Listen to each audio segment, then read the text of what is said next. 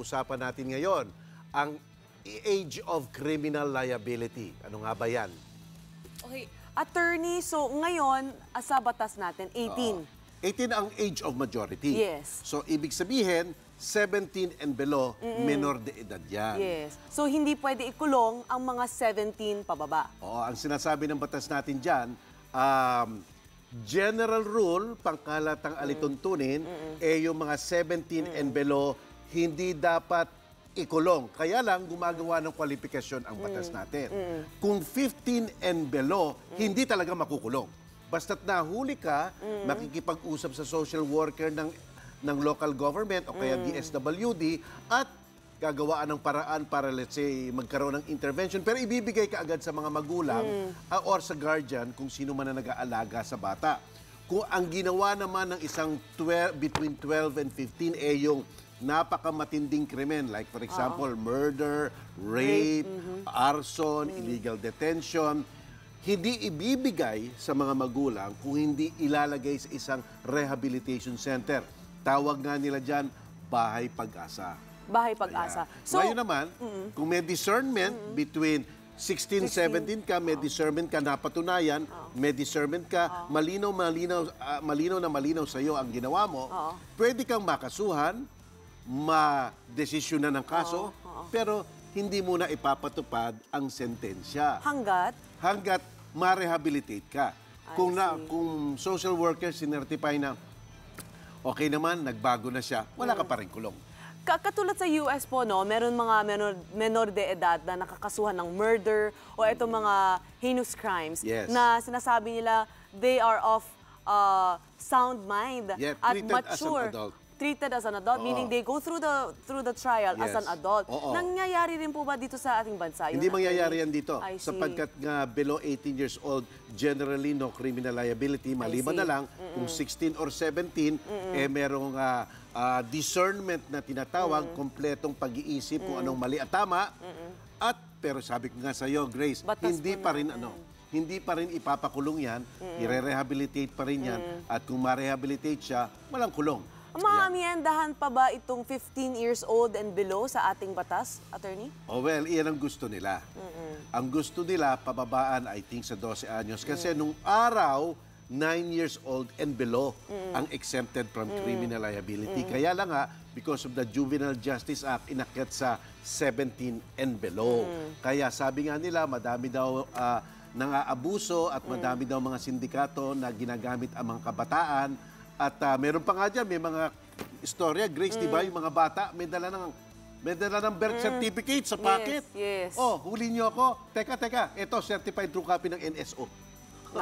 Ano ko? 13 years old ako. Yan ang gusto nila. Kaya sabi nila, siguro mas mabuting babaan para matuto ang mga bata. Pero katulad ng nabanggit yung kanina, merong mga programa ang gobyerno para sa mga menor de edad na kriminal. At nabanggit nyo rin yung mga rehabilitation centers. Pero mukhang hindi kasi nagagawa ng mga rehabilitation centers para sa mga menor de edad natin dito sa bansa yung kailangan nila gawin para i-rehabilitate ang mga bata. Sang-ayon ako sa iyo dyan, Grace. Sang-ayon ako sa iyo dyan, Grace. Although may mga bahay pag-asa tayo, ang kakulangan marahil at maaaring totoo ito, yung mga support group. Meron bang child psychologist doon? May child psychiatrist doon. Ano ba talaga ang programang ibinibigay sa mga bata? Talaga bang mga bihasa itong mga tao to patungkol sa karanasan ng bata at kung paano silang i-rehabilitate? Baka doon tayo nagkukulang. Pero ang sa tingin ko lang, para tayong sumusuko at bababa na lang itong edad ng bata, nawawala na yung rehabilitation aspect. Kasi ngayon, ang talagang tingin na relevant sa buong mundo ngayon, na lahat ng tao may pag-asa eh. Kaya gusto nila yung aspect ng rehabilitation. Yung maaari ka pang may magawa. Huwag na natin munang ikulong.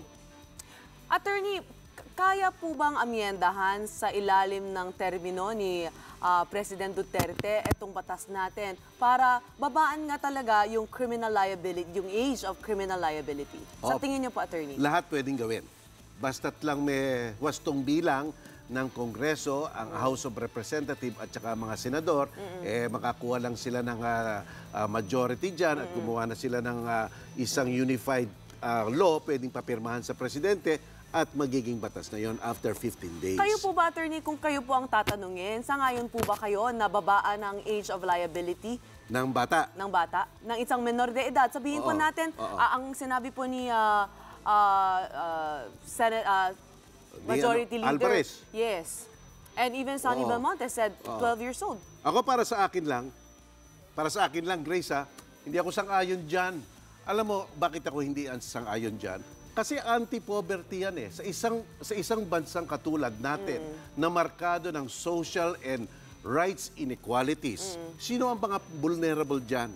Ang mga vulnerable dyan yung psychologically, culturally, financially, economically vulnerable. Diba? Ito yung mga mahihirap ulit. Kaya baka dapat ang tuunan yung support system. Support system paigtingin. Dahil in a way, ang ugat dyan talaga ay poverty. Yes. Poverty yan. Kaya in a way, indirectly, kini-criminalize mo poverty dyan. Kasi ang gumagawa lang dyan, pangkaraniwan, yung mga batang mahihirap. Kaya, well, dapat suriin talaga yan. Pag pinag-uusapan po natin yung age of criminal liability dito sa ating bansa, kakiba talaga nito yung responsibilidad ng mga magulang. Lagi po natin pinag-uusapan. Sa palagay niyo po ba, ito, wala po bang dapat panagutan ng mga magulang ng mga batang ito sa ating batas? Hindi o pwedeng amyendahan para talagang meron ng criminal liability ang mga magulang ng mga minor? Alam mo ganito ha, tungkol sa civil liability bayad pinsala, oo, meron ng batas sa atin. Opo. Ito yung Article 221 ng Family Code. Ang sinasabi na ang mga magulang ng mga batang gumawa ng kapinsalaan sa ibang tao na nasa kanilang poder at under their parental authority and custody, sino mananagot? Mga magulang dyan. Ang mga magulang ang magbabayad ng damages sa napinsala. Ngayon, meron rin tayong PD 603, Article 52, ito yung Child and Welfare Youth Code, na sinasabi ang mga irresponsableng mga magulang, mga nag-abandona sa kanilang mga anak, mga hindi nagsusuporta sa kanilang anak, pwedeng kasuhang kriminal na meron pang ang pagkakulong. Pero yung pagkakulong nila siguro mga 6 na buwan lang yan. Ano na buwan din yun? Available po yun. Available yun. Available yun. Kailangan isang parang isang kabalinto na di ba, Grace? Kasi kung eto magulang, alam mo, nakapagpabaya ka lang ng minsan. Kung ikukulong ka, sino magsusuporta sa anak mo? Yes. So kaya talagang dapat suriin mabuti itong batas na ito bago palitan. Well, yun lang sa akin. Pero ang sinabi ni Floor Majority Leader Congressman Belmonte, 12 years old. Oo nga. Masyado po bang mababa para sa inyo? Or kung 15 ba, ipapayag tayo, attorney? Dahil kung 15 at magpatunayang of mature and sound mind, yes. itatry yung bata Tatry bata kung kukulong nila? ng adult. Isipin mo na lang ito, ha, Grace. Isang 13 anyos na bata, halimbawa pumasa itong gusto nila. Saan mo ililigay yan? Let's say nakasira ng isang ari-arian na malaki. So liligay mo sa Muntinlupa. Yes. O ano ang sitwasyon sa Muntinlupa, napakadilim doon. At pati ako, takot akong pumunta dyan kung hindi talagang gwardyado. Ano ang mangyayari sa mga bata? Kaya dapat suriin So, talaga ang dami ito. po nating problema na kailangan ayusin muna bago natin pag-usapan itong age of criminal liability. Fix our justice system, fix our jail system. Yes, tama ka. Fix our justice system, fix our jail system, at fix rin yung mga bahay pag-asa. Yes. Bigyan talaga ng mga bihasang tao na talagang marunong sa pag-aalaga ng bata. Diba? Psychology, psychiatrist, social worker, tayo naman dyan mga galing sa atin. Ayan. Maraming salamat, attorney. Thank you. Be sure to come back. Use 5 everywhere. Copyright 2016.